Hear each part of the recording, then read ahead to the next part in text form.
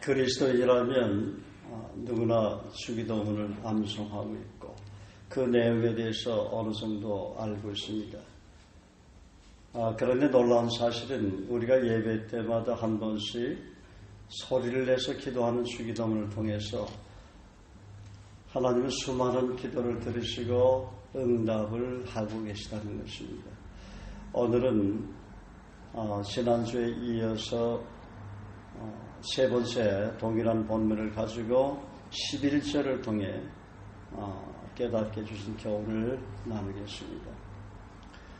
우리가 잘 알듯이 누가복음 11장 1절에 보면 동일한 본문이 나오는데 오늘 예수께서 한 곳에서 기도하시고 마치실 때 제자 중 하나가 주님께 요청을 합니다. 주여, 세례 요한이 자기 제자들에게 기도를 가르친 것과 같이 우리에게도 기도를 가르쳐 주옵소서.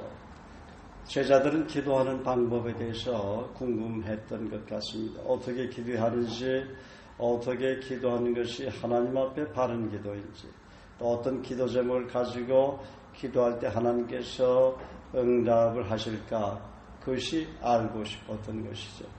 그리고 예수님이 하나님 앞에 나가 평소 기도하시는 모습을 보면서 어떻게 하면 우리도 주님처럼 저렇게 정말 기도할 수 있을까 부러웠던 것 같아요.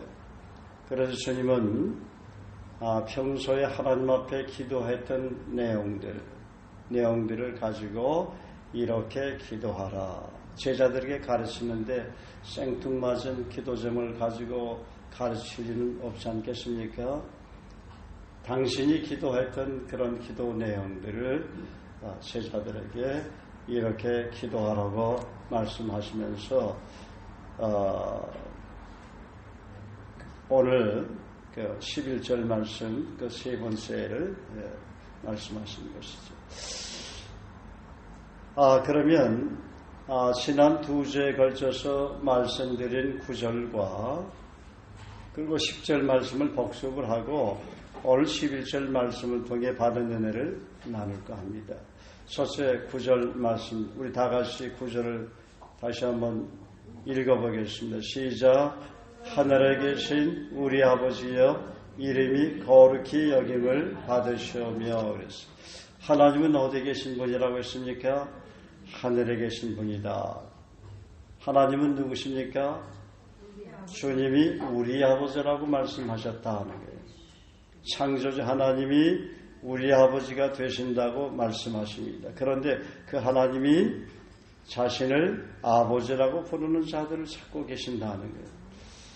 그리고 그분을 부를 때 반갑게 맞이하시며 귀를 기울이시고 응답하신다는 것이죠.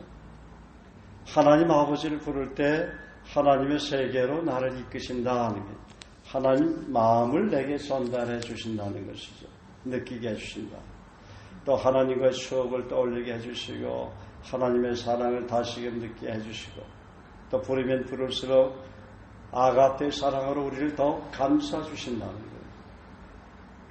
여러분, 하나님과 거리감이 느껴집니까? 왠지 멀리 느껴집니까? 그렇다면 나는 하나님과의 어떤 관계를 갖고 있는지 한번 체크를 해보시면 알겠죠. 혹시 하나님을 진심 어린 마음으로 부른 지 오래되지는 않았는지. 잠언 4장 8절은 이렇게 말씀합니다.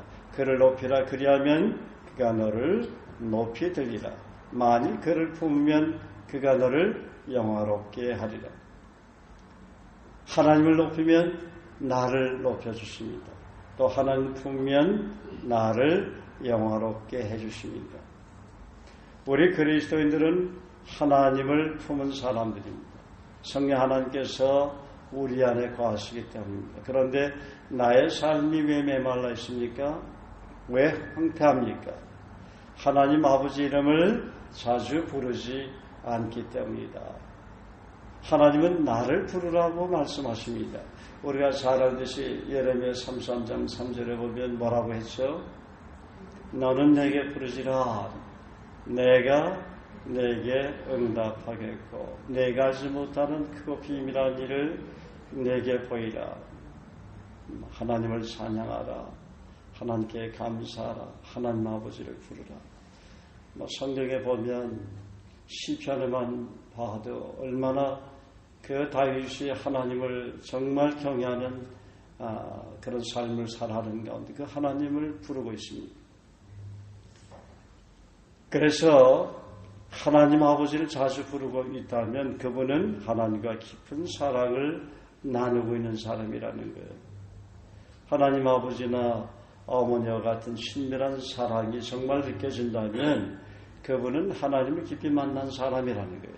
언제 어디선지 하나님을 부르기를 기뻐하는 사람이다. 그리고 우리가 하나님을 기뻐하면 내 마음의 소원까지도 이루어주신다고 시편 30편 4절은 말씀합니다.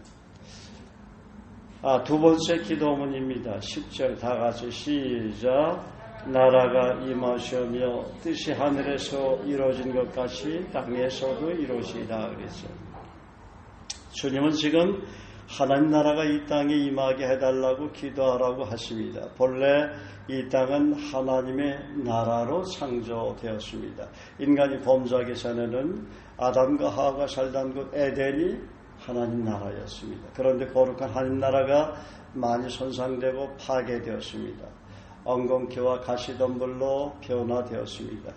우리가 사는 이 땅, 이 세계는 더 이상 하나님 나라가 아닌 것입니다. 우리 눈에는 때로 자연이 아름답게 보이지만 오염된 하나님 나라일 뿐입니다. 그래서 하나님 나라는 거룩한 나라이기 때문에 거짓과 정직이 공존할 수 없다고 말씀드렸습니다. 미움과 사랑이 섞일 수 없다 하는 거예요. 교만과 겸손이 동행할 수 없다. 위선과 진실이 공통 분모가 될 수 없다. 불의와 진실이 서로 입맞춤을 할 수 없다. 사단과 그리스도 함께 살 수 없다는 것이죠. 마귀와 인간이 함께 어울릴 수 없는 것입니다. 우리 눈에 보이는 땅과 하늘은 그래서 죄로 얼룩진 오염된 곳입니다. 죄가 있는 곳에 생명이 영원히 번식될 수 없습니다. 오염된 공기와 물이 인간의 생명과 동식물의 생명을 단축시킬 뿐이다. 그러므로 로마서 6장 23절과 히브리서 9장 27절은 다음과 같이 말합니다. 죄의 삭은 사망이요 하나님의 은사는 그리스도 안에 있는 영생이라. 한 번 죽는 것은 정하신 것이요 그 후로는 심판이 있으리니. 그런데 깊은 소식이 있습니다. 주님이 오신 이후로는 하나님 나라가 임하고 있다는 거예요. 보이는 세계에 임하는 것이 아니라 눈에 보이지 않는 세계인 거듭난 그리스도인의 내면에 임하고 있는 것입니다. 성령이 계신 거룩한 성전으로 임하고 있는 것입니다. 그리고 우리가 나라가 임하옵시며 라고 기도할 때 하나님 나라 지경은 점점 확장되는 것입니다. 복음 힘있게 전파되는 가운데 지구촌 곳곳에 임하게 되는 것입니다. 그리스도인들이 가는 곳곳마다 황폐한 땅이 어떻게 해요? 사람 살 곳이 되는 기름진 땅으로 변하는 것이다. 그래서 하나님을 사랑하고 경외하는 사람들이 사는 땅은 옥토로 변하고 30배, 60배, 100배의 결실을 맺는 땅으로 변한다는 것입니다. 우리가 또 누군가를 위해서 기도할 때 그에게 하나님 나라가 임한다고 그랬죠. 기도를 간절히 하면 할수록 그에게 하나님 나라가 임한다는 것입니다. 그래서 시편 2편 8절에 보면 내게 구하라 내가 열방을 여부로 주르니 내 소유가 땅끝까지 이르로다 그렇게 말씀하셨습니다. 자, 그러면 세 번째, 오늘 제가 여러분에게 말씀드린 세 번째입니다. 11절 오늘 우리에게 일용할 양식을 주옵시고입니다. 자, 이 내용 속에는 어떤 심오한 하나님의 진리가 들어있는가를 우리가 알아야 됩니다. 일용할 양식이라는 말은 우리말 개역 한글 성경이나 개역 개정 성경의 번역처럼 하루에 소용되는 양식이라고도 할 수 있지만 달리 해석할 수가 있는 거예요. 왜냐하면 일용할이라고 번역된 헬라어 우시오는 본문과 누가복음 11장 3절의 주기도문 외에는 신약 성경에서 찾아볼 수 없는 매우 독특한 단어이기 때문입니다. 이에 대한 학자들의 견해를 요약하면 두 가지로 모여집니다. 첫째는 바로 오늘 내가 사는데 필요한 양식이라는 견해와 두 번째는 오늘날, 즉 내일의 양식이라는 견해입니다. 그러므로 오늘을 위한 양식이나 내일을 위한 일용할 양식의 해석은 오늘을 위한 양식이나 내일을 위한 양식이냐에 대한 논쟁이라는 것입니다. 그런데 저는 학자들의 두 가지 견해에 다 동의를 하고 있어요. 그런데 덧붙여 또 한 가지 견해를 제가 추구한다면 오늘 본문에 보면 우리의 일용할 양식이라는 견해라는 것입니다. 이것은 저의 견해예요. 자, 여기 우리란 말은 단수가 아니라 복수죠. 그죠? 우리의 일용할 양식이라는 말 속에는 나의 양식도 포함되어 있지만 가족 구성원인 우리의 일용할 양식도 포함되어 있다는 것입니다. 그렇죠? 또한 주님을 섬기는 교회 지체들의 우리의 양식도, 우리 지체들의 양식도 포함되어 있는 것입니다. 왜냐하면 그리스도는 교회 머리에, 우리는 그 몸의 지체이기 때문이다. 뿐만 아니라 이 일용할 양식을 필요로 하는 지구촌의 수많은 가난한 사람들의 일용할 양식도 포함되어 있는 것이다.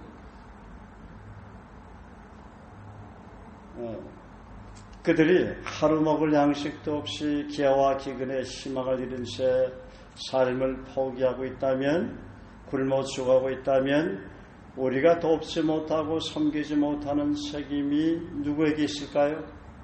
우리에게 있다는 거예요. 우리 그리스도인에게도 책임이 없다고 말할 수 있겠습니까?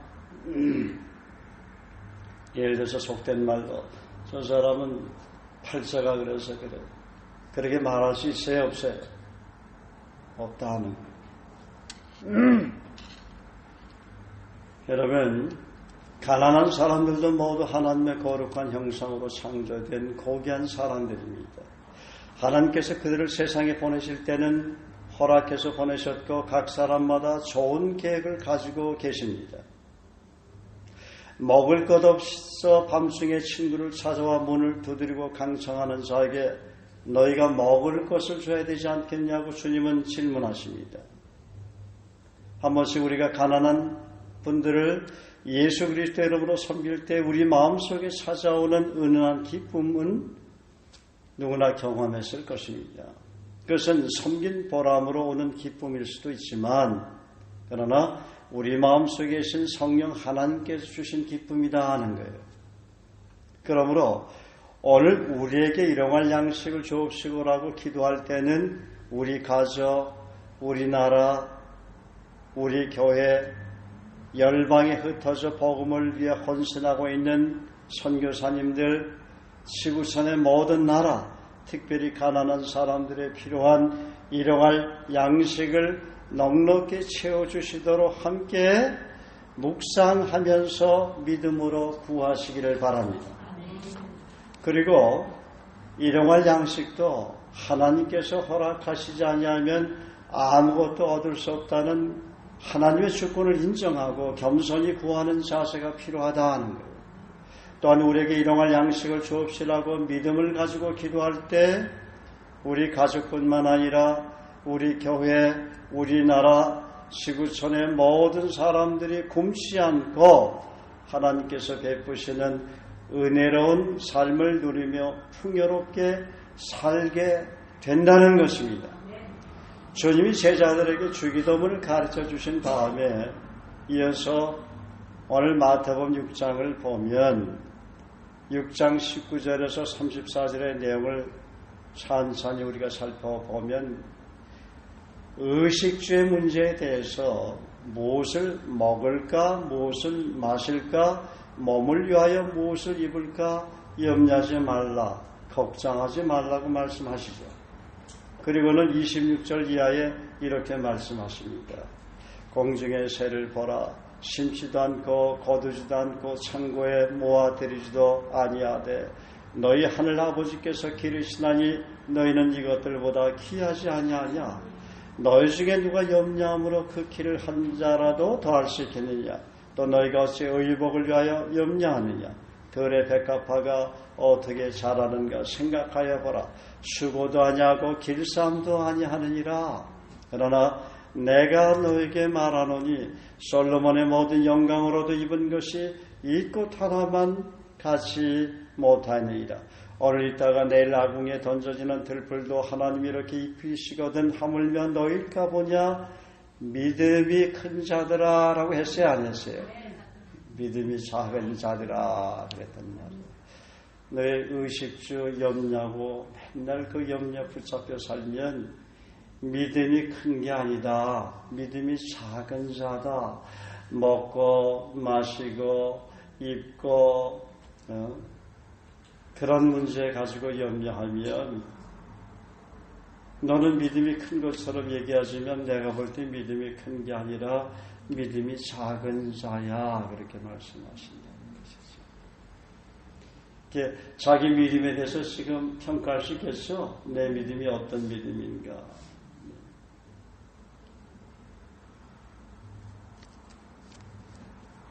자, 그러고서 주님이 어떻게 얘기를 하십니까?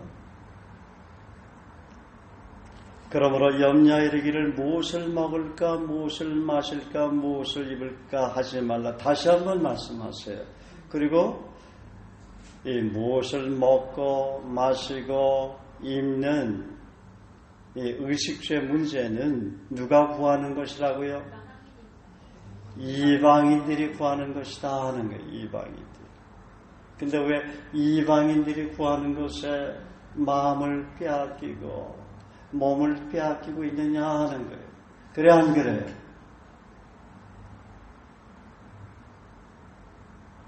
그리고 나서 주님이 너무 놀란 그런 은혜의 말씀을 우리에게 해주세요. 너희 하늘 아버지께서 이 모든 것이 너에게 있어야 할 줄을 아시느니라. 할렐루야. 이는 다 이방인들이 구하는 것이라. 너희 하늘 아버지께서 이 모든 것이 너에게 있어야 할 줄을 아시느니라. 여러분, 다시 한번 제가 여러분에게 반복해서 말씀을 드립니다. 왜 이런 말씀 하셨을까요? 왜 의식주의 문제에 대해서 염려하지 말라고 공중의 새와 들의 백합화와 들풀을 비유하시면서 말씀하셨을까요? 여러분, 염려가 쌓이면 염려의 마음을 빼앗겨 근심과 걱정, 두려움이 떠나지 않는 불안한 삶을 살아갈 수밖에 없기 때문입니다. 우리 크리스찬들은 위에 계신 하나님 바라보고 살아야 되는데 땅만 보고 살아가니까 땅의 것에 매이게 되면 어떻게 된다고요? 하늘에서도 내가 어떻게 풀 수 없다. 그런 말씀 하셨어요? 안 하셨어요? 땅에서 매인 건 내가 풀어야 된다 하는 거예요. 내가 매인 것 풀겠습니다. 이 염려하지 않겠습니다 할 때 염려가 풀리는 거예요. 이 걱정하지 않겠습니다. 하나님께 맡겠습니다. 그럴 때 걱정이 풀리는 거예요. 두려워하지 않겠습니다 할 때 두려움의 족쇄가 풀리는 것입니다. 믿습니까? 그래서 두려워 말라. 내가 너와 함께함이라. 놀라지 말라. 나는 네 하나님이 됩니다. 내가 너를 굳세게 하리라. 참으로 너를 도와주라. 참으로 나의 의로운 오른손으로 너를 붙들리라. 너의 염려를 다 주께 맡겨버리라. 이는 저가 너희를 돌아보심이라 권고하심이라 그랬잖아요. 그래서 내가 땅에서 매인 것이 무엇인가 한번 생각해 봐야 돼요. 내가 매인 것 때문에 내 스스로 내가 자물쇠를 내 생각의 자물쇠를 내가 잠궈서 하나님을 바라보지 못하는 생각, 하나님을 신뢰하지 못하는 생각, 그리고 자기 생각의 족쇄가 이렇게 잠기게 되면 어떻게 돼요? 우리 마음과 몸도 자기 스스로가 자물쇠로 잠그게 되는 매임 속에서 살아가게 되는 거예요. 그러니까 항상 염려와 걱정과 불안과 두려움이 자기 일상적인 삶 속에서 떠나지 않는 것입니다. 그래서 주님은 먼저 땅에서 맨 모든 염려로부터 자유하라는 말씀입니다. 그 염려의 족쇄를 끊어버려라, 풀어라 하는 거예요. 너 그렇게 예수 그리스도의 이름으로 선포하면 그렇게 할 수 있지 않느냐 그 말씀이에요. 아멘. 하나님, 제가 이 영역에서 염려하는 이 메인 것, 이 족쇄 그리스도 예수로 제가 끊어버립니다. 그럼 끊어진다 하는 거예요. 아멘. 할렐루야. 하나님은 복잡하게 우리에게 가르쳐주지 않아요. 아주 쉽게 메인 것까지 자녀의 문제나 경제적인 문제나 건강의 문제나 여러 많은 수많은 문제들, 인간관계 문제, 족쇄들, 나를 압박해오는 그런 환경의 족쇄들, 그런 수많은 족쇄들을 예수 그리스도로 끊어버려라 하는 거예요. 그래서 우리는 그분의 이름이 필요한 거예요. 그 하나님의 이름, 예수 그리스도 이름이 필요한 것이죠. 여러분, 사단의 전략 중에 하나가 땅에서 매이도록 함으로 우리 스스로 족쇄를 잠그도록 하는 거예요. 땅에 있는 것으로 염려하도록 인간을 꼼짝 못하도록 자물쇠를 꽉 잠가서 붙들어내야 되는 거예요. 그러면서 주님은 땅의 곳의 매임으로부터 오는 염려와 불안, 두려움으로부터 탈출하여 자유를 누리는 좋은 방법을 33절에 이어서 꼭 가르쳐 주십니다. 일단 예수 그리스도로 끊고, 그렇죠? 33절에 뭐라 그랬어요? 그러즉 너희는 먼저 그의 나라와 그의 의를 구하라. 그리하면 이 모든 것을 너희에게 더하시라. 너희가 먼저 그의 나라와 그의 일을 구하게 되면, 그런 삶을 살면 너희가 필요한 모든 것을 더해서 더하기 숫자처럼 플러스해서 내가 넉넉히 채워주겠다. 내가 십자가가 아니냐, 내가 빼기 아니잖아, 내가 더하기잖아. 더하게 빼게 예수님이 더하기죠. 주님은 우리를 위해서 십자가에서 돌아가셨지만, 죽으셨지만, 주님은 그분의 죽음을 통해서 우리에게 더하게 인생, 플러스 인생을 살도록 우리에게 은혜를 베풀어 주셨어요. 그래서 성경은 내가 너를 위해서 가난하게 된 것은 너희를 부유하게 하려 함이라 그랬어요. 하나님이 아브라함에게 하신 약속은 이 땅에서뿐만 아니라 하늘나라에서도 이루어지는 거예요.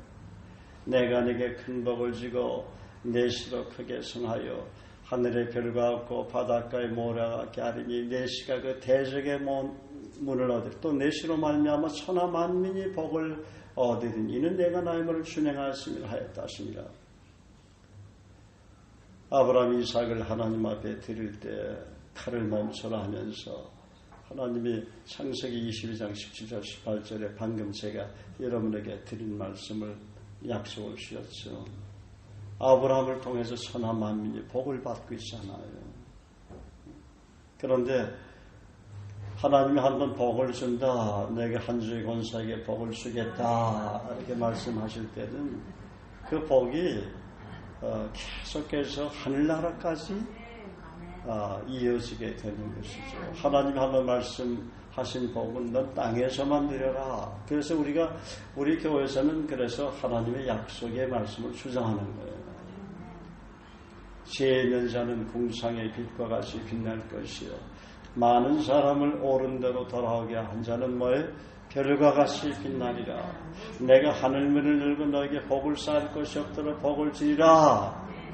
그 약속은 이 땅에서뿐만이 아니에요.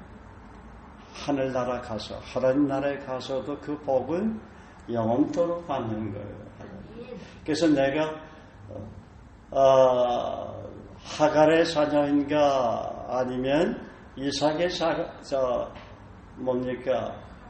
사라의 자녀인가가 중요한 것이죠. 내가 약속의 자녀인가 아니면 약속을 받지 못한 자녀인가. 내가 그리스도 있는 자녀라면, 내가 그리스도 예수 안에서 예수 믿고 살아간다면 이삭과 같이 아브라함의 자녀가 되는 거 아닙니까?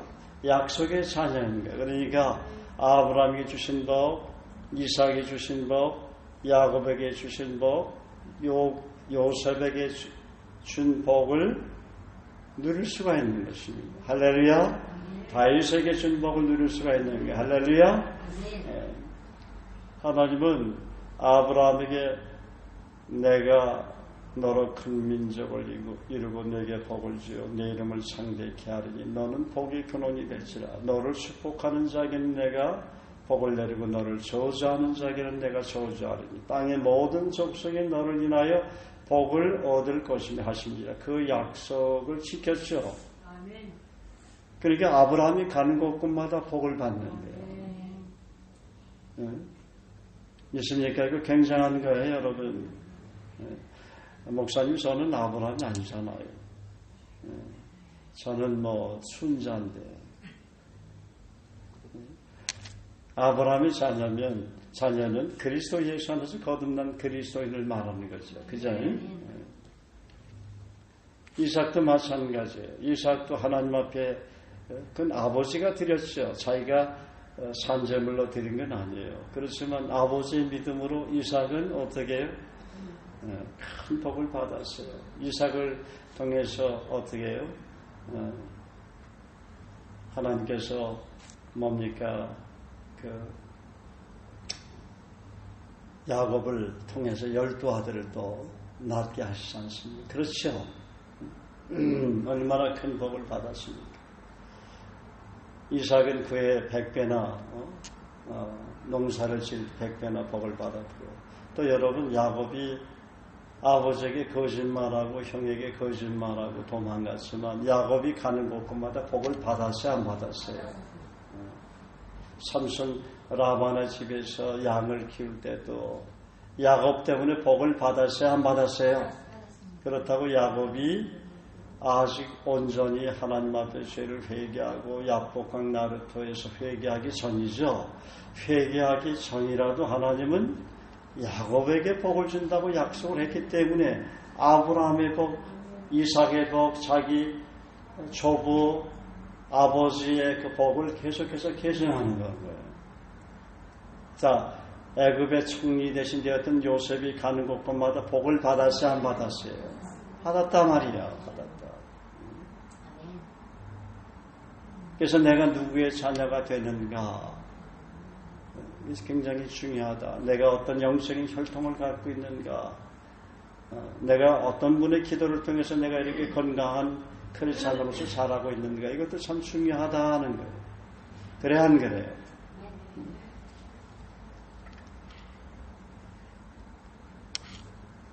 그래서 34절의 결론적인 말씀으로 끝을 맺습니다. 그러니까 너희가 먼저 그의 나라와 그의 의를 구하는 것에 우선순위의 삶을 살면 내가 의식주의 문제는 해결해 주리라 하는 말씀입니다.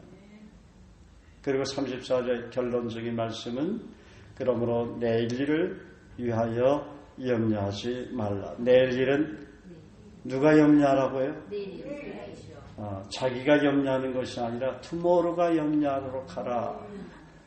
투모로. 그러니까 들어오죠. 투모로. 내일이 염려하도록 해라. 그 네가 염려할 게 아니다. 투모로가 염려하도록 하라. 투모로. 투모로까지 염려하고 산다면 평생을 염려에 매여서 살지 않겠느냐. 그 염려가 족쇄가 되지 않겠느냐 그 말이에요. 할렐루야. 여러분 이 말씀이 너무 축복이 되죠? 돼요 안 돼요? 그래서 에베소 3장 20절과 야고보서 1장 17절은 말씀합니다. 우리 가운데서 역사하시는 능력대로 우리가 구하거나 생각하는 모든 것에 더 넘치도록 능히 하실 이에게 그래서 오늘날 우리에게 일용할 양식을 주옵시고 겸손히 하나님 앞에 오늘 하루 먹을 양식을 구하는 겸손히 하나님을 의뢰하는 태도로 구하는 태도도 중요하지만 우리의 일용할 양식이 있죠. 오늘날 우리의 일용할 양식, 우리 가족의 일용할 양식, 우리 교회 지체들의 일용할 양식을 위해서도 묵상하면서 기도하고 우리나라의 일용할 양식, 우리나라에 사는 사람들이 일용할 양식을 위해서 기도하고 지구촌에 수많은 가난한 사람들이 날마다 먹을 양식, 기근과 기아의 허덕에서 지금도 죽어가는 사람들이 얼마나 많아요. 양식이 없어서, 하루 먹을 양식이 없어서 그냥 죽어가는 사람들이 많이 있잖아요. 우리 맨날 텔레비에 보잖아요. 그래서 우리라는 말은 책임이 있는 기도가 돼야 되고 믿음의 기도를 해야 돼요. 우리 가운데서 역사하시는 능력대로 그랬잖아요. 우리 가운데서 역사하시는 능력대로 거기도 우리의 에베소 3장 20절도 우리가 구하거나 또 우리가 또 나와요. 우리가 구하거나 생각하는 모든 것에 더 넘치도록 능히 하실 일. 그래서 넘치도록 능히 우리 가족, 우리 교회, 우리나라, 우리 지구촌에 있는 수많은 사람들에게 넘치도록 능히 부으실 하나님을 능력을 묵상하면서 오늘 우리에게 일용할 양식을 주옵시고 라고 믿음의 기도를 해라 그 말이에요. 알겠죠? 온갖 좋은 은사와 선물이 다 위로부터 빛들의 아버지께로 내려오나니 그는 변함도 없으시고 회전하는 그림자도 없으십니다. 이런 야고보서 1장 10절 말씀을 묵상하며 기도해라 하는 거예요. 히브리서 11장 1절과 2절은 말합니다. 믿음은 바라는 것들의 실상이요 보지 못하는 것들의 증거니 선진들이 이로써 증거를 받았느니라 얻었느니라. 믿음으로 모든 세계가 하나님 말씀으로 지어진 줄을 우리가 하나니 보이는 것은 나타난 것으로 말미암아 된 것이 아니라.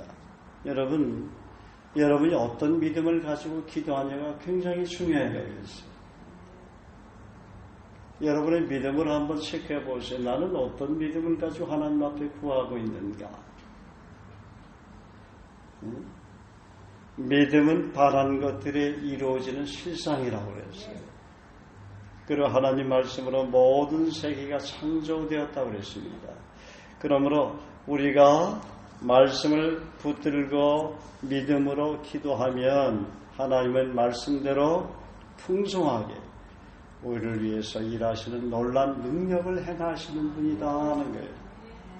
그래서 히브리서 11장 6절은 이렇게 선포합니다. 믿음이 없이는 하나님을 기쁘시게 못하나니 하나님께 나아가는 자는 반드시 그가 계신 것과 또한 그가 자기를 찾는 자들에게 상 주시는 이심을 믿어야 할지니라. 여러분 기도할 때는 상에 있는 기도를 해라 하니 풍성히 공급받는 기도를 해라 하는 거예요. 내 입을 넓게 열라 내가 채우리라. 그런 기도를 해라. 열방을 위해서 구해라 하는 거예요. 내게 구하라. 내가 열방을 유업으로 주려니. 여러분 오늘날 우리에게 일용할 양식을 주옵시고 개혁한 글 성경에는 오늘날이야 그러잖아요. 이 지구촌에 수많은 가난한 사람들 양식까지 생각하면서 기도하는 분이라면 얼마나 참 신실한 분인가요? 얼마나 믿음이 좋은 분이에요.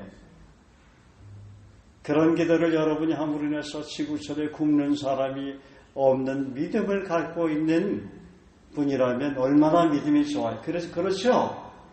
그런 기도를 해라 하는 게 당장 눈앞에 보이는 거 거기에 그냥 염려하고 불안하고 두려워서 자기 스스로 족쇄를 체험으로 땅에서 매이게 하는 것이 아니라 그러니까 하늘에서도 매이지. 여러분이 땅에서 매이면 하나님도 그걸 풀 수 없어요. 여러분이 예수 그리스도 여러분의 그 족쇄를 끊어야 돼요. 내가 염려라는 이 매임을 예수 그리스도 여러분으로 끊어라. 그래야 염려에서 해방이 되는 거예요. 할렐루야. 불안과 두려움도 족쇄를 끊어야 돼. 예수 그리스도 여러분. 그래서 우리가 주기도문을 할 때 하나님께서 약속하신 말씀을 묵상하면서 믿음을 가지고 기도할 때 하나님께서 큰 일을 행하시는 것입니다. 에덴의 동산에서는 일용할 양식을 구하지 않았습니다. 아담과 하와는 풍요로운 삶을 누렸습니다. 그러나 그들이 범죄한 이후로 우리가 사는 땅은 가시덤불과 엉겅퀴로 변했습니다. 인간이 죄를 범하면 범할수록, 타락하면 타락할수록 가뭄과 기근이 떠나지 않는 황폐한 땅으로 변했습니다. 한 번씩 하나님께서 하늘문을 여시고 비를 내리심으로 쩍쩍 갈라진 땅에서 싹이 나고 열매가 맺는 옥토처럼 보여도 죄의 삭시 죽음이 된 것처럼 인간의 생명뿐만이 아니라 자연의 모든 피조물들은 정해진 죽음의 세계를 향해 달려가고 있을 뿐입니다. 그러므로 우리에게 필요한 양식을 예수 그리스도의 이름으로 구하라고 말씀해 주시는 것입니다. 그래서 우리라는 복수, 우리 교우들이 전체만 하루에도 이 주기도문을 그렇게 묵상하면서 서너 번씩만 기도한다면 여러분의 가족, 여러분의 직장, 여러분이 사는 고장, 우리나라도 얼마나 풍요롭게 됐겠어요. 이 지구촌에 아마 그 먹을 양식이 없어서 죽어가는 사람이 별로 없을 것 같아요. 우리가 여러분 나라를 위해서 기도할 때 세계 지도를 펴놓고 기도하잖아요. 하나님, 네팔에, 이란에, 쿠웨이트에, 이 무슬림 지역에 복음이 전파되게 앞서서 이곳에서 수많은 선교사들이 들어가게 앞서서 이 중국 땅에, 러시아 땅에, 우즈베키스탄에 우리가 그렇게 하니까 요즘 러시아인들이 많이 돌아와요. 우리 김채집 사업도 지난 금요일날 저녁에 가서 복음을 전했는데 얼마나 참 감사한지 몰라요. 한 20대 젊은 자매들이 많이 한국에 와요. 2개월 정도 비자를 주니까 러시아 사람들은 뭐 비자가 그래도 필리핀 형제 자매들보다는 잘 나오거든요. 그러니까 그들이 예수님 영접하고 또 성경을 같이 읽고 또 묵상하고 그런 모습을 보면 얼마나 참 하나님 앞에 감사하고 기쁜지 몰라요. 그래서 우리가 지도를 펴놓고 세계를 펴놓고 뭡니까? 그 나라에 손을 얹고 내가 너를 지명해서 불렀노라 그랬잖아. 우리도 지명해야 되잖아. 지명을 해야 돼, 안 해야 돼? 그 나라 지명을 해야지. 미전도 종족 지명을 손가락으로 가리키고 거기다 여러분 손을 얹고 기도해야지. 여러분의 오른손은 어떤 손이에요? 예수님 닮은 손 아니야. 예수님이 우리 안에 계시니까 예수님의 능력이 나타나는 손이라는 말이에요. 그래서 우리가 두 손을 들고 하나님 앞에 기도할 때 하나님의 능력이 우리에게 임하고 기도응답을 받는 그런 은혜가 임하는 것이죠. 그래서 우리에게 필요한 양식을 예수 그리스도의 이름으로 구하라고 말씀해 주시는 것이죠. 창세기를 보면 하나님의 모든 피조물을 향해 생육하고 번성하라 땅에 충만하라고 선포하셨습니다. 그런데 하나님의 명하신 말씀 속에는 두 가지 뜻이 있어요. 첫째는 인간이 죄를 범하기 전에 생명의 번성과 둘째는 인간의 타락을 시점으로 노아의 홍수 이후에 변화된 피조물의 번성입니다. 창세기 1장 28절에 기록되어 있는 첫 번째 생명 번성은 인간이 죄를 범하기 전이므로 이때는 모든 피조물에게 죽음의 선고가 아직 내려지지 않았던 때이기 때문에 죽음이 없는 생육과 번성이 충만히 이루어지는 초자연적인 하나님의 능력이 전개되는 것을 말합니다. 그러나 노아의 홍수 이후에 하나님께서 모든 피조물 향해 선포하신 창세기 8장 17절의 내용은 인간이 죄를 범하고 타락한 이유이기 때문에 모든 피조물의 생명이 생육하고 번성하고 땅에 충만할 수 있지만 일시적이고 한시적인 하나님이 허락하신 생명의 때까지만 유한적이다라는 뜻이에요. 창세기 8장 22절에서 하나님은 선포합니다. 땅이 있을 동안에는 심음과 거듭과 추위와 더위와 여름과 겨울과 낮과 밤이 쉬지 아니하리라.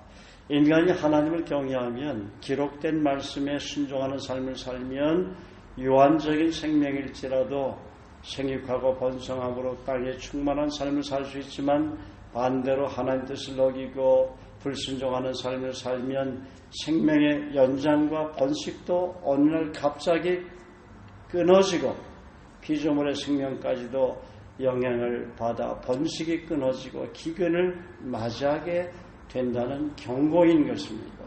그러므로 인류의 역사는 풍년도 많이 있었지만 수많은 기근과 재해가 끊이지 않았다는 것입니다.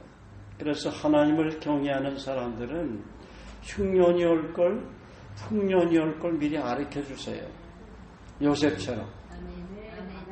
그래서 7년 기근을 해서 준비한다고요. 그러면 하나님께서 다른 사람은 다 힘들고 어렵다, 너무 살기가 힘들어도 그때 하나님이 또 우리는 물론 예수님의 이름으로 하나님 앞에 기도하니까 늘 풍성하게 주시긴 하지만 가난한 사람, 정말 흉년을 맞이해서 먹을 것 없이 저 힘들어하는 분들을 도울 수 있잖아. 크리스찬들이 그냥 흉년을 맞았다고 같이 쪼들리면 하나님 복이 하나님 자녀들이 복에 좋아요 안 좋아요? 그러니까 요셉의 그 지혜를 주시는 거예요. 할렐루야. 네. 7년 동안의 기근을 앞서 흉년을 말이죠. 풍년 동안 저축에 드는. 그러니까 우리가 하는 저축은 전부 가난한 사람들을 위해서 선교를 해서 저축을 해야 되는 것이에요. 여러분 잘 먹고 잘 살라고 하는 거 아니에요. 그렇죠? 다 하나님의 영광을 위해서, 복음을 위해서, 영혼을 위해서, 선교를 위해서 우리가 하나님 물품 주실 때 때로는 그걸 비축해서 나중에 하나님의 영광을 위해서, 복음을 위해서, 선교를 쓰도록 비축해 놔야 되는 거예요. 할렐루야. 아멘. 네. 아멘. 그런데 비축이 어느 날 자기 것으로 변해. 하나님 앞에 드리지도 않고 섬기지도 않고 그러면 안 되죠.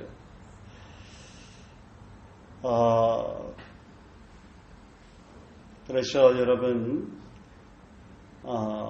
초세의 기근과 지진, 전쟁이 시라는 주님의 예언은 인간의 죄에 대한 결과이고 마지막 때를 보여주는 경고인 것입니다. 그러나 하나님은 하나님을 사랑하고 경외하는 삶을 살아가는 하나님의 사람을 통해 기근과 지진, 전쟁을 멈추기도 하시고 치유하시는 하나님이십니다. 그러므로 우리 그리스도인들은 주기도문을 깊이 묵상하면서 하나님의 거룩하신 뜻이 이 땅에 이루어지도록 우리의 일용할 양식을 위해서도 계속 기도해야 하는 것입니다.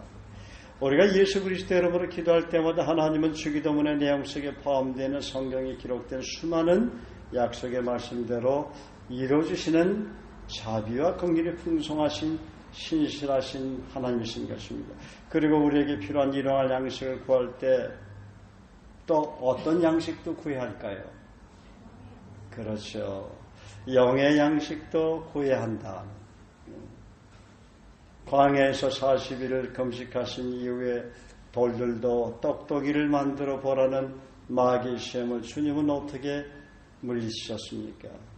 기록되어 있을 때 사람이 떡으로만 살 것이 아니요 하나님 말씀으로 살 것입니다. 우리는 이 말씀을 이렇게 묵상할 수 있을 것입니다. 떡이 중요하지만 말씀으로 모든 피조물과 인간을 창조하신 하나님께서 떡이 우선순위가 되어서 살아난 것이 아니라 하나님의 말씀이 먼저 우선순위가 되어야 한다는 말씀으로 받아들여야 한다는 거예요. 예수님의 말씀이 육시되어 이 땅에 오셨습니다. 우리가 거듭나게 된 것도 어떻게 해요? 하나님 말씀으로 너희가 거듭나게 되지 아니하느냐. 베드로서 1장 23절은 말씀하고 있어요. 주님은 새벽 오히려 미명에 하나님과 깊이 교제하는 것을 우선순위로 정하시고 사람들에게 복음을 전하고 말씀을 가르치고 병든 자들을 고쳐주시고 제자들을 양육하셨습니다. 주님 오신 지 2000년이 지난 지금까지 수많은 사람들이 거듭나고 변화되면서 남은 생애를 주님께 온전히 헌신할 수 있었던 것은 영의 양식인 주님의 말씀 때문입니다. 주님이 40일간 금식하면 자기 몸의 건강에 이상이 보통 온다는 생각은 우리는 하겠어요, 안 하겠어요? 하잖아요. 또 주님이라고 안 하셨겠어요? 나는 아들로는 하나님이 나는 괜찮아. 그렇게 하겠느냐 하는 거예요. 그분도 육신을 줄이실 땐 먹으셔야 됐다고 성경은 기록하고 있잖아요. 그저 배고플 땐. 그죠? 그렇지만 육의 양식이 중요하지만 영의 양식이 중요하다는 것을 그분은 알았기 때문에 마귀가 이 돌들로 떡덩이가 되게 하라 했을 때 기록되었을 때 사람이 떡으로만 살 것이 아니라 하나님의 입으로 나오는 모든 말씀으로 살아야 한다는 말씀의 우선순위에 대해서 마귀를 대적한 것입니다. 왜냐하면 말씀으로 천지 만물을 창조하셨기 때문에 빛이 있으라고 하니까 빛이 있고 생육하고 번성하라고 하나님이 말씀하시니까 생육하고 번성하고 땅에 충만하게 되었지 않습니까?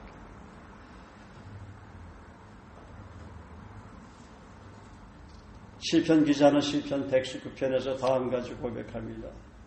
제가 몇 말씀만 뽑아봤어요. 은혜되는 말씀. 내가 모든 재물을 즐거움같이 주의 증거들의 도를 즐거워하였나이다.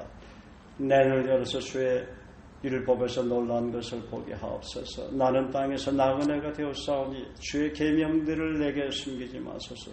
주의 규례들을 항상 사모함으로 내 마음이 상하나이다. 진리의 말씀이 내 입에서 조금도 떠나지 말게 하소서. 내가 주의 규례를 바랐습니다. 내가 주의 율법을 항상 지키리이다. 영원히 지키리이다. 주의 종에게 하신 말씀을 기억하소서. 주께서 내게 소망을 가지게 하셨나이다. 이 말씀은 나의 고난 중에 위로라. 주의 말씀이 나를 살리셨기 때문이니이다. 내가 주의 의로운 규례들로 말미암아 밤중에 일어나 주께 감사하리이다. 고난 당하기 전에는 내가 그릇 행하였더니 이제는 주의 말씀을 지키나이다. 주의 법이 나의 즐거움이 되지 아니하였다면 내가 내 고난 중에 멸망하였으리이다. 내가 주의 법도들을 영원히 잊지 아니하오니 주께서 이것들 때문에 나를 살게 하심이다. 내가 주의 법을 어찌 그리 사랑하는지요. 내가 그것을 종일 작은 소리로 읊조리나이다. 주의 계명들이 항상 나와 함께하므로 그것들이 나를 원수보다 지혜롭게 하나이다. 내가 주의 증거들을 늘 읊조림으로 나의 명철함이 나의 모든 스승보다 나으며 주의 법도들을 지킴으로 나의 명철함이 노인보다 나으니이다. 주의 말씀은 내 발의 등이여 내 길의 빛이니이다. 사람이 많은 탈취물을 얻은 것처럼 나는 주의 말씀을 즐거워하나이다. 나는 거짓을 미워하며 싫어하고 주의 율법을 주의 말씀을 사랑하나이다.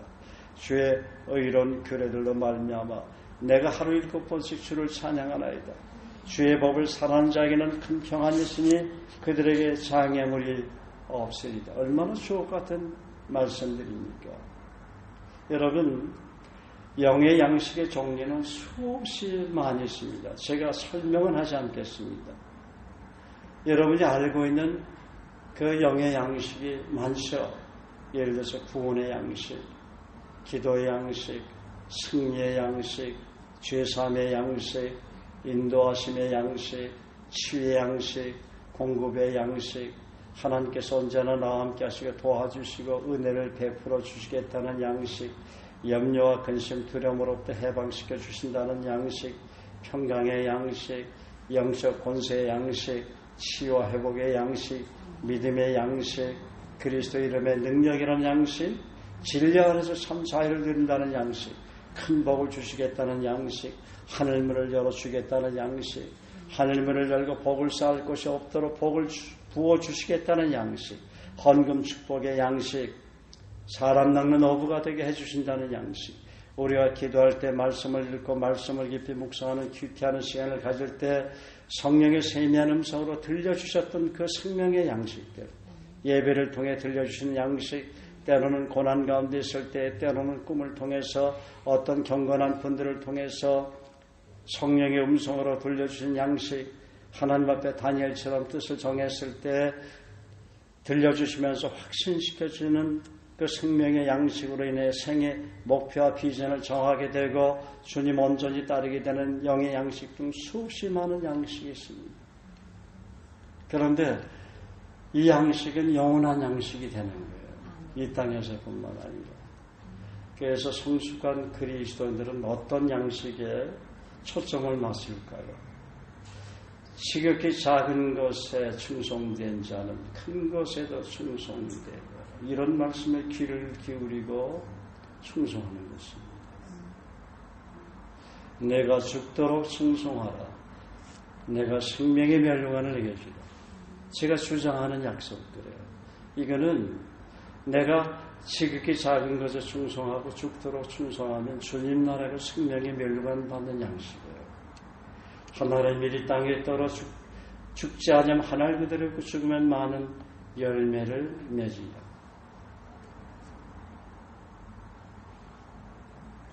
크리스찬이라면 누구나 한 번쯤은 이런 생각을 할 거예요.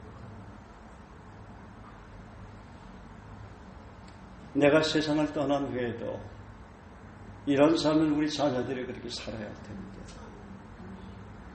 내가 세상을 떠나도 주님을 신실하게 따른 수많은 제자들을 계속해서 그 세대가 연결되는 사역을 함으로 인해서 그 족속이, 여러분의 족속이 남겨져야 되잖아요. 그래야 안 그래요? 그런데 주님이 오시는 그날까지 그런 거룩한 사역들이, 족적들이 이어지지 않는다면 이 땅에서 아무리 호의호식하고 잘 먹고 잘 살고 부경화를 들어도 무슨 소용이 있어요? 그러니까 무슨 일을 하든지 마음을 다 주께 하듯 하고 사람에게 하듯 하지 말라. 이는 유업의 상을 주께 받을 줄 알미니 이는 저가 그리스도를 섬기는 줄 압니다. 무슨 일을 하든지 주께 하듯 하면, 학생이면 학생, 직장이면 직장, 전문이면 전문인, 또 주님을 섬기는 사역자는 사역자, 무슨 일을 하든지 주께 하듯 해야 돼요. 영혼들을 끝까지 사랑해야 돼요. 변덕스러운 어떤 사람들처럼 사랑했다가도 미워하고 증오하고 또 기분 좋으면 사랑하고 둔갑하는 사랑, 그런 사랑을 하면 안 돼요. 그리고 죽게 하듯 해야 돼요. 주님이 우리를 죽게 하듯 했기 때문에. 당신의 목숨을 우리에게 주었다는 것은 주님 자신처럼 했다는 거 아니에요? 우리도 영혼을 향해서 죽게 하듯 해요. 이것은 뭐예요? 영원한 양식이고, 내가 선한 싸움을 싸고 나의 달려갈 길을 마치고 믿음을 지켰으니 이제 후로는 의의 멸류관이 예비되었으므로 주곧 그날에 주께서 내게 줄 것입니다. 이건 영원한 양식이 되는 거예요. 이런 말씀에 디모데후서 4장 6절 7절에 헌신한다. 시험을 참는 자는 복이 있도다. 이것에 옳다 인정함을 받는 자에게 주께서 자기를 사랑하는 자에게 무슨 멸류관이요? 생명의 멸류관을 얻을 것입니다. 그러니까 멸류관을 얻을 수 있는 그런 양식을 구하고 그런 말씀 붙잡고 기도하고 그 말씀대로 여러분 순종하고 충성해야 되는 거예요. 일반적으로 우리가 구하는 양식은 뭐예요? 항상 기뻐하라. 쉬지 말고 기도하라. 범사에 감사하라. 이런 양식이에요. 그러니까 일반적인 양식들이에요. 염려하지 말라. 일반적인 거예요. 그죠? 너 염려를 모두 하나님께 맡기라. 그러면 저가 너희를 권고하십니다. 두려워 말라. 내가 너와 함께하니. 이사야 41장 10절을 묵상하는 양식은 그냥 일반적인 양식이에요. 흔히 크리스찬이라면 누구나 주장할 수 있는 양식이다. 그 말이에요. 예수 그리스도 이름으로 기도하라. 그 일반적인 그 양식이에요. 아무것도 염려하지 말고 모든 일에 기도와 간구로 너희 구하를 감사. 일반적인 양식이에요. 그렇지만 하나님 볼 때 주님 나라에 가서 멸관받는 양식을 구해야 되잖아요.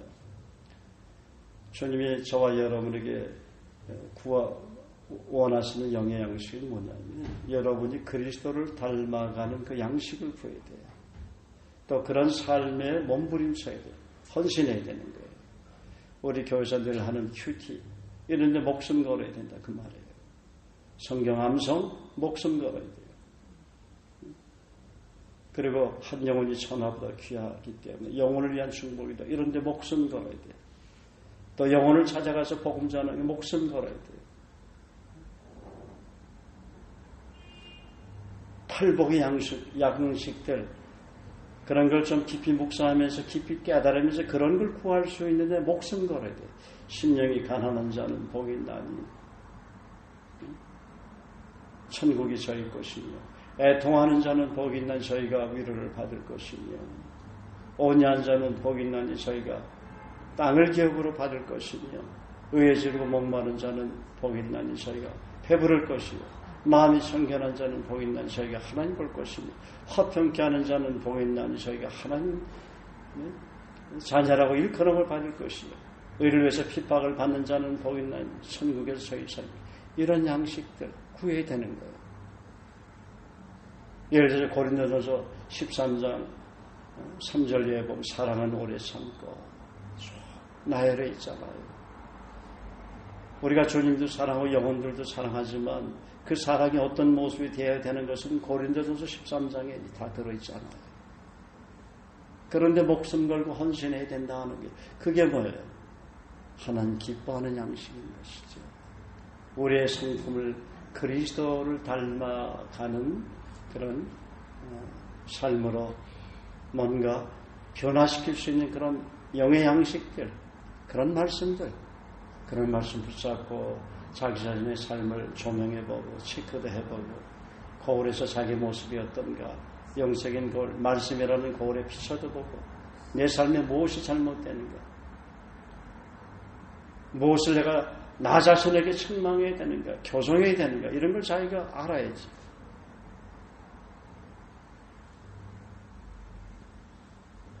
내게 고라 내가 열방을 욕으로 주리니 내 소리가 땅 이런 시편 우리에게 주장하는 약속도 이게 영원한 양식이 되는 거예요.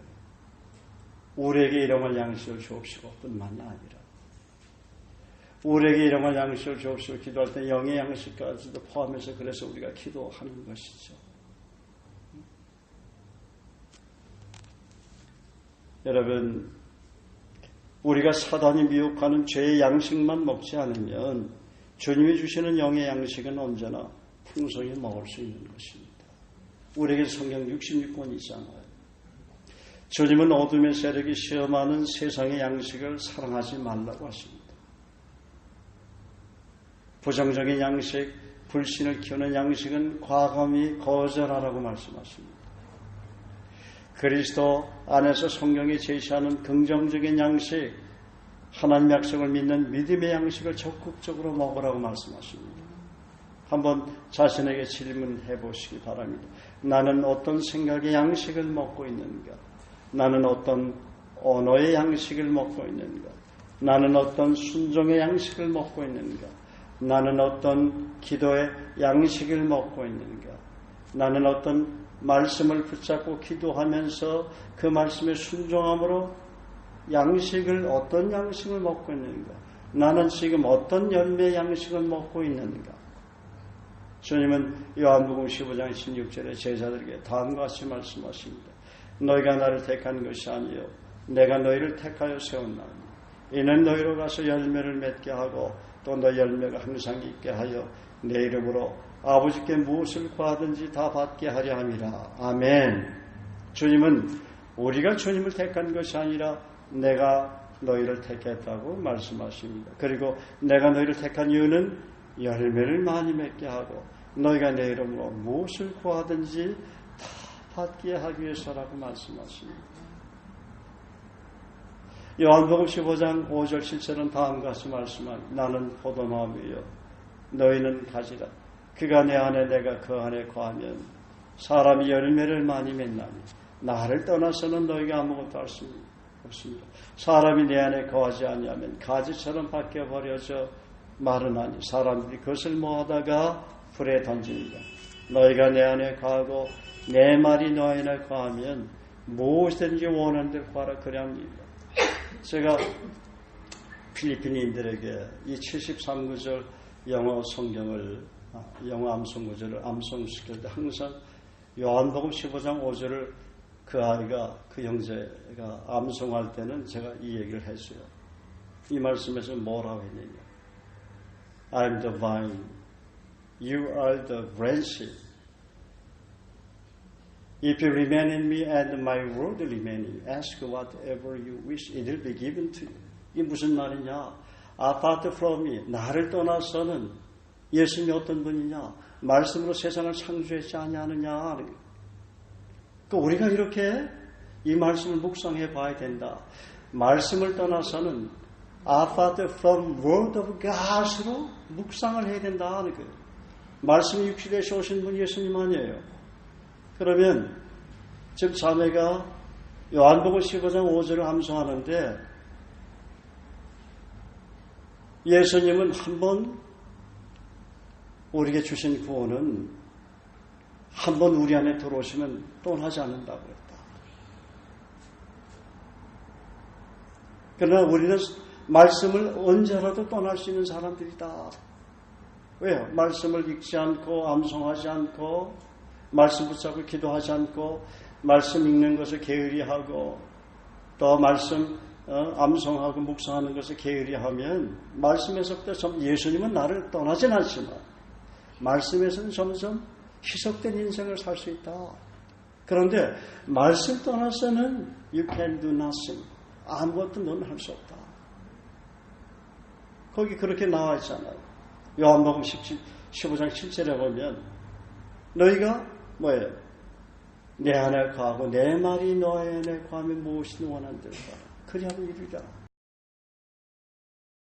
If you remain in me and my word remain in you라고 나와요. 내 말씀이 너의 안에 거하면 whatever you wish. Ask God.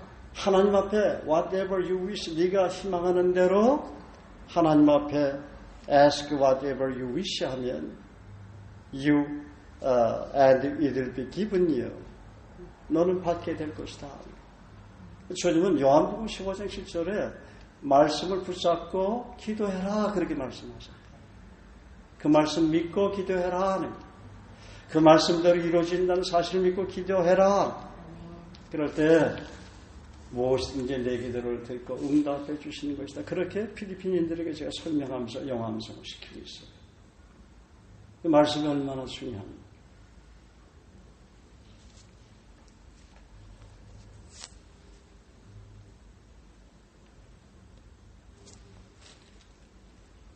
오늘 우리에게 일용할 양식을 주옵시고 하는 기도를 통해서 육의 양식, 영의 양식을 풍성히 공급받으심으로 복되고 형통한 생일을 살아가시기를 예수 그리스도로 축복합니다.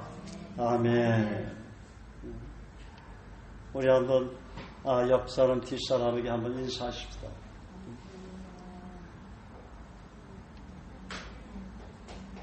제가 당신의 양식을 위해서 기도하겠습니다. 제가 당신의 가족의 양식을 위해서 기도하겠습니다. 제가 앞으로 당신이 나갈 그 선교수의 양식을 위해서 기도하겠습니다.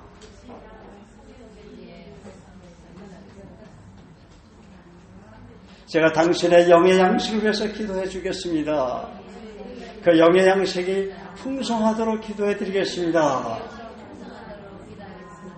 저를 위해서도 좀 기도해 주십시오. 간절히 좀 기도해 주십시오. 먹는 양식과 영의 양식이 풍성한 삶을 살도록 간절히 기도해 주십시오.